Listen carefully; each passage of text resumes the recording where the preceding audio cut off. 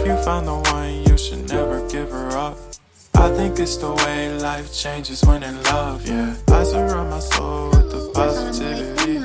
That's why I don't worry Selamat about the pagi, things that selamat I don't siang, see. selamat sore, dan selamat malam buat teman-teman yang udah nonton channel ini atau video ini.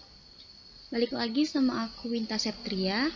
Di sini aku bakal jelasin tentang bagaimana cara mengestimasi regresi linear dengan menggunakan teknik metrik. Oke, langsung aja kita mulai. Yang pertama, kita buka dulu aplikasi Shazamnya. Kita langsung aja, kita masukin dulu nama filenya.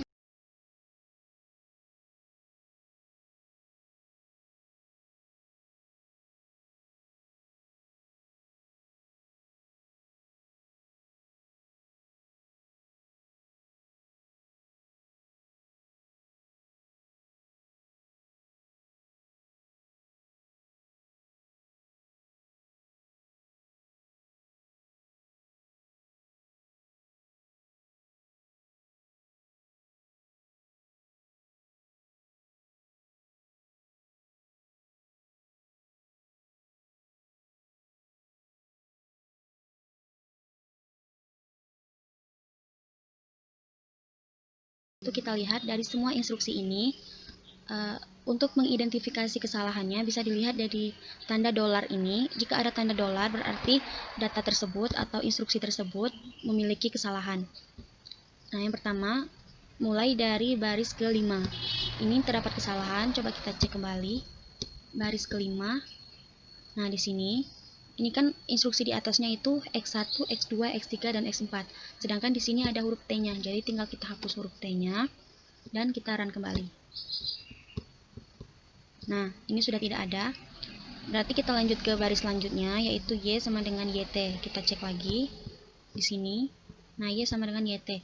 Ini tidak mungkin kita rubah di bagian YT-nya karena sangat tidak mungkin angkanya jika variabel Y itu nilainya sama dengan variabel Y juga. Jadi kita bisa ubah bagian yang di atasnya, yaitu di sini kita ubah dengan T. Kita tambahi T, maka terus kita run lagi. Nah, ini sudah tidak ada kesalahan di bagian ini. Kemudian, nah kalau sudah seperti ini, maka nilainya sudah keluar dan tidak terdapat. Nah, di sini terdapat dua data, yaitu beta hat dan steror. Kemudian, angka-angka ini kita pindahkan ke dalam Excel.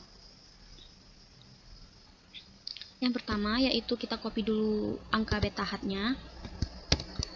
Terus kita buka Excel. Nah, di sini tinggal kita pastekan saja. Nah, ini angka yang ini kita pindahkan ke sini supaya rapi. Dan di sini kita tulis beta hat. Nah, udah. Terus pada bagian yang kedua, yaitu steror, kita lakukan hal yang sama. Itu kita copy tulisannya. Kemudian kita buka kembali Microsoft Excel-nya, terus kita pastekan di sini. Angka yang ini kita pindahkan ke baris di sebelahnya. Itu tinggal kita Ctrl X, kemudian kita Ctrl V di sini. Nah, di sini kita beri nama steror.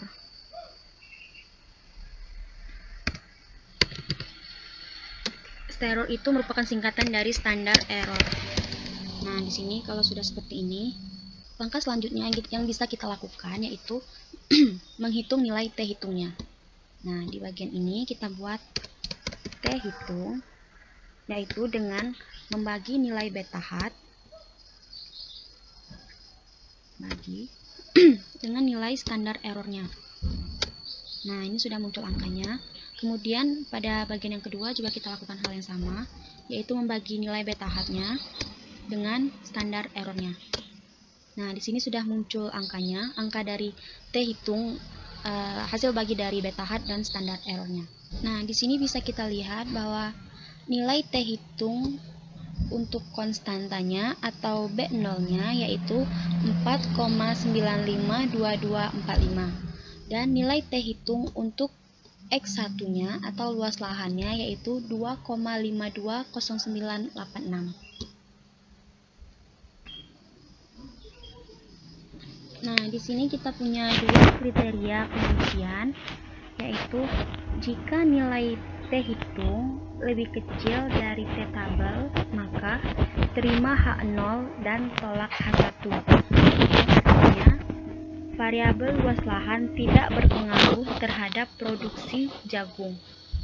Dan kriteria yang kedua yaitu jika T hitung lebih besar daripada T tabel, maka tolak H0 dan terima H1, yang artinya variabel luas lahan berpengaruh terhadap produksi jagung.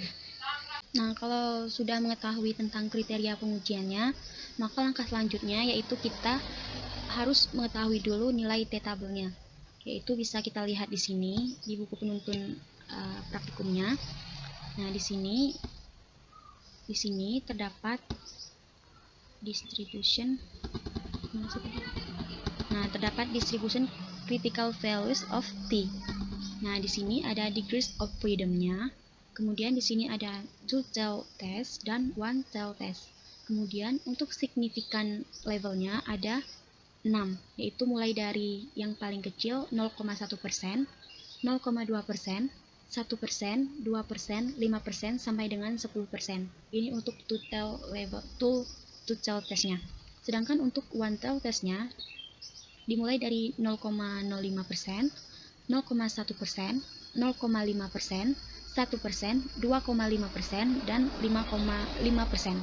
Nah, di sini bisa kita lihat bahwa hipotesis sementara yang kita punya yaitu diduga variabel luas lahan berpengaruh terhadap produksi jagung. Nah, oleh karena itu kita bisa menggunakan tes yang two-tailed test, yaitu tes ini digunakan untuk mengetahui apakah variabel tersebut berpengaruh atau tidak. Nah, berbeda dengan one-tailed test, kalau one-tailed test ini berfungsi untuk mengetahui jika ada hipotesis yang merujuk pada satu arah. Misalnya, apakah variabel tersebut berpengaruh positif atau berpengaruh negatif, yang artinya hipotesis tersebut mengarah kepada sisi positif atau sisi negatif. Nah, karena kita sudah menentukan tes yang akan kita gunakan yaitu two-tailed test, maka selanjutnya kita memilih batas error dari penelitian yang akan kita analisis, itu mulai dari 0,1 sampai dengan 10%. Nah, di sini saya memilih untuk batas errornya 5%, yang artinya saya akan mentoleransi atau mentolerir kesalahan dari penelitian itu sebanyak 5%. Karena kita sudah menentukan batas errornya yaitu 5%, maka sekarang kita tinggal fokus kepada baris 5%-nya. Sedangkan untuk degrees of freedom-nya yaitu kita bisa menggunakan rumus DF atau degrees of freedom sama dengan N atau jumlah observasi dikurang K atau jumlah variabelnya dan dikurang 1. Nah, karena penelitian ini saya menggunakan 40 variabel, 40 observasi, berarti tinggal kita buat DF sama dengan 40 dikurang 1 dikurang 1. Nah, 1 itu diperoleh karena variabel yang saya gunakan itu adalah 1, yaitu variabel luas lahan. Jadi, nilai DF-nya yaitu tinggal 38. Nah, oleh karena itu kita bisa lihat degrees of freedom nomor 38, yaitu ini nomor 38, dan dan kolom ke 5% yaitu 2,024. Nah, tinggal kita pindahkan ke dalam Excel-nya, yaitu T tabel sama dengan 2,024. Nah, kalau sudah dapat nilai T tabelnya seperti ini, selanjutnya tinggal kita bandingkan antara T tabel dan T hitungnya. Kita tidak perlu membandingkan nilai T hitung untuk konstantanya, karena kita tidak membuat hipotesis tentang konstanta. Nah, kita hanya membandingkan dengan nilai variabel X1-nya atau luas lahan, karena ini berhubungan dengan hipotesis yang telah kita buat. Nah, di mana bisa kita lihat di sini, nilai T hitung untuk luas lahannya lebih besar daripada T tabel. Maka jika T hitung lebih besar daripada T tabel, maka kita tolak HO dan kita terima H1, yang artinya HO sama dengan P1 tidak sama dengan 0, yang artinya variabel luas lahan berpengaruh terhadap terhadap produksi jagung. Selanjutnya, jika sudah, kita bisa kembali lagi ke Shazam dan memulai untuk mengestimasi regresi linear berganda. Nah, yang tadi kan linear sederhana dan sekarang linear berganda. Untuk estimasi linear berganda ini, kita hanya perlu mengubah dua instruksi saja di Shazam, yaitu pada instruksi yang pertama berada di instruksi kelima, yaitu di sini hanya sampai X1, sedangkan untuk regresi linear bergandanya saya punya 4 variabel bebas, yaitu tinggal kita tambahin saja X1, X2, X3, dan X4. Nah, kalau sudah seperti ini, instruksi selanjutnya yang bisa kita ubah yaitu instruksi ke 10. Nah, instruksi ke 10. Di sini kan tertulis matriks sig 2H sama dengan E petik 1E garis miring 28. Nah, di sini bisa kita rubah angkanya menjadi 36. Kenapa 36? Karena sampel yang saya gunakan yaitu berjumlah 40 sampel. Nah, berdasarkan degrees of freedom-nya, yaitu DF sama dengan N min K min 1, yaitu DF sama dengan 40 dikurang, variabelnya kan ada 4, jadi dikurang 4 dikurang 1, jadi 35. Oh ya, berarti ini 35. Mohon maaf, saya salah perhitungan. Nah, berarti di sini 35. Kalau sudah seperti ini, kita tinggal run-kan kembali. Nah, kalau sudah di-run-kan, dia akan muncul datanya seperti ini.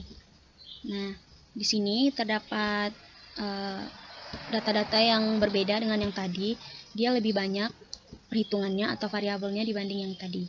Kalau sudah ada tampilan seperti ini, kita masukkan kembali nilai beta hat dan standar errornya ke dalam Microsoft Excel.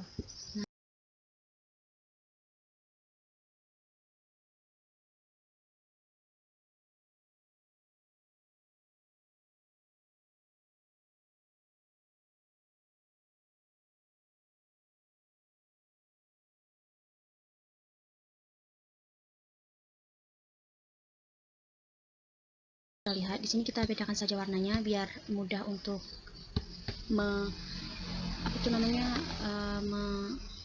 membedakannya dengan nilai beta hat dan standar errornya.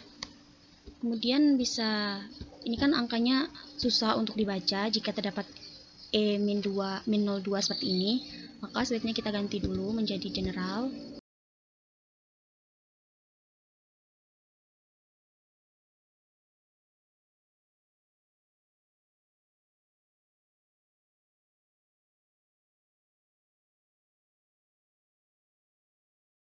Yang pertama yaitu X1, di mana T hitungnya min 3,20971, yang berarti nilainya lebih kecil daripada T tabel.